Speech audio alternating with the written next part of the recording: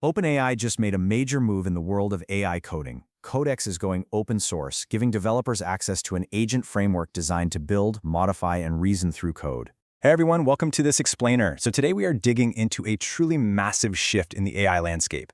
I'm talking about the August 2026 release where OpenAI officially open-sourced the Codex agent framework, or Codex harness. And get this, they did it under the super permissive Apache 2.0 license. This isn't just, another incremental model update. This is OpenAI literally handing over the keys to the core execution engine that powers their absolute best tools. It's a real game changer. Okay, let's just get right into it by addressing a frustration I know so many of us share right now. We've been trying to cram these incredibly complex, highly specific business workflows into a standard, generic ChatGPT window. And honestly, it is driving developers totally crazy. It just doesn't scale. It's kind of like trying to run an entire manufacturing plant using a single walkie-talkie. It's just not the right tool for the job. So here is our roadmap for today.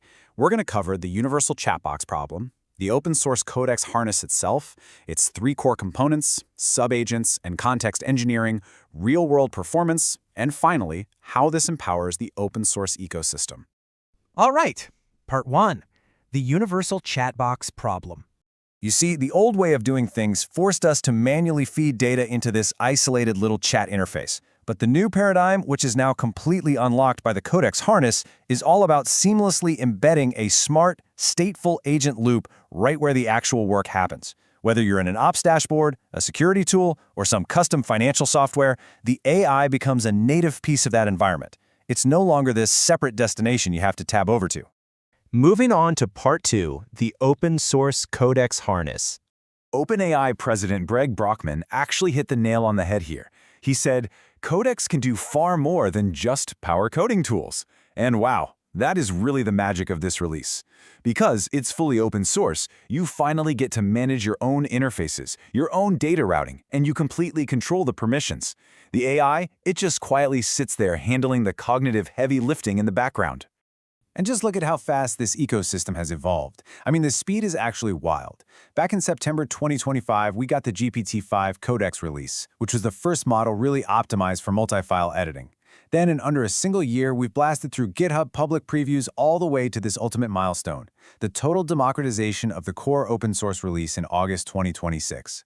That is just lightning-fast maturity. Let's dig into part 3, inside the three components. So what's actually under the hood here? Well, you get 3 distinct pieces in this toolkit, each designed for a different level of integration. First up, there's Codex Exec. This is a slick command line interface that's absolutely perfect for simple, automated, tightly bounded tasks. Think CI pipelines. Second, you have the official Codex SDK, which gives you total programmatic control over threads using TypeScript or Python. And then third, well, this is the absolute crown jewel, the Codex App Server. Let's zoom in on that app server for a second, because it's fascinating. Think of it as this persistent, always-on brain just sitting in your workspace. It's written in Rust for top-tier performance and safety because, of course it is. But what it does is negotiate tool executions, manage streaming events, and, this is absolutely crucial, it handles human-in-the-loop approvals over a bidirectional JSON RPC protocol. Basically, this is what lets the agent actually pause, ask you, hey, is it okay if I write this file, and then seamlessly resume working once you say yes. Now, to manage these really long, complex tasks, they've built out a structured hierarchy of API primitives. You have a thread, which holds your entire continuous conversation history. Inside that, a turn is just a single user request in the agent's work that follows it. And down at the bottom, an item is the super granular input or output, like a single file edit or a quick reasoning summary. And the best part, all of this state is saved on disk, meaning you can literally pause an agent on a Friday afternoon, go home, and resume the exact same thread perfectly on Monday morning. Okay, part 4, sub-agents and context engineering. We've all been there, right? You paste way too much code into a prompt, and the AI just completely forgets your original instructions. Well, the framework solves this context window saturation with this frankly brilliant write, select, compress, and isolate loop. It really proves that how you manage an AI's memory is just as important as the model itself. So instead of just lazily dumping an entire repository into the prompt, the agent actively writes its conclusions out to files. It then selects only the necessary tokens on demand, compresses the chat history, and isolates different tasks. It's incredibly smart.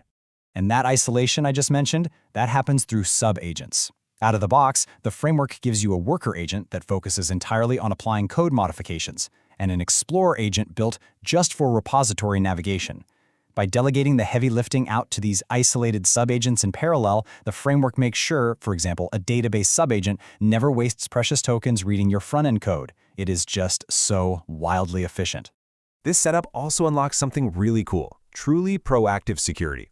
With Codex Security, imagine you don't just get a boring vulnerability alert. Instead, you watch the AI actively verify the flaw, figure it out, and then write the patch to fix it right in front of you, all within its own active loop. It completely leaves traditional, passive static scanning in the dust. Which brings us to part 5, real-world performance and impact. So, you might be wondering, why does all this complex architecture and context engineering actually matter to us? Well, here's the real takeaway. Developers using the harness are seeing a staggering 6 times reduction in API token consumption. Let that sink in, a 6x drop. That is an absolute game changer if you're trying to drive down costs and speed up response times for enterprise apps. And check this out. Just by wrapping the model in this harness, the GPT 5.6 Soul model's reasoning capabilities nearly tripled on the ARC AGI-3 benchmark. It went from 13.3% without it all the way up to 38.3% with it. The underlying model didn't even change. Actually, scratch that. It's not about the model changing, it's about how the model's memory and state are managed. That right there is the true power of a proper agentic loop. And hey, these aren't just theoretical benchmark numbers in a lab somewhere. Massive enterprises are already deploying this engine. Take Thrive Holdings. They embedded this exact open source harness directly into their tax filing software. They used it to process 7,000 tax forms and bumped their efficiency up by 33%. Cisco is using it right now to modernize their cloud manager. We're seeing companies embed AI natively into specialized everyday business software, way beyond just writing code. Finally, part 6, empowering the open source ecosystem. OpenAI clearly wants this to become the industry standard because they didn't just drop the code and walk away. They established a $1 million Codex open source fund. If you maintain a critical open source library, this is a massive boost. Eligible maintainers are getting API credits, 6 months of ChatGPT Pro, and access to Codex security for things like automated pull request reviews. It is just a huge win for the folks out there keeping our software supply chains alive and kicking. So what does this all mean? We have officially reached a zero-barrier era for AI agents. The entire underlying engine, the memory management, the human-in-the-loop approvals, the parallel sub-agents, it is all available to you, right now, completely open source under the Apache 2.0 license. That generic chat box we all started with, that was just the prototype. The real revolution is taking this intelligence and embedding it directly into the tools we use every single day. So I want to leave you with this one thought to chew on. Now that the core engine is completely free, what specialized agent are you going to build?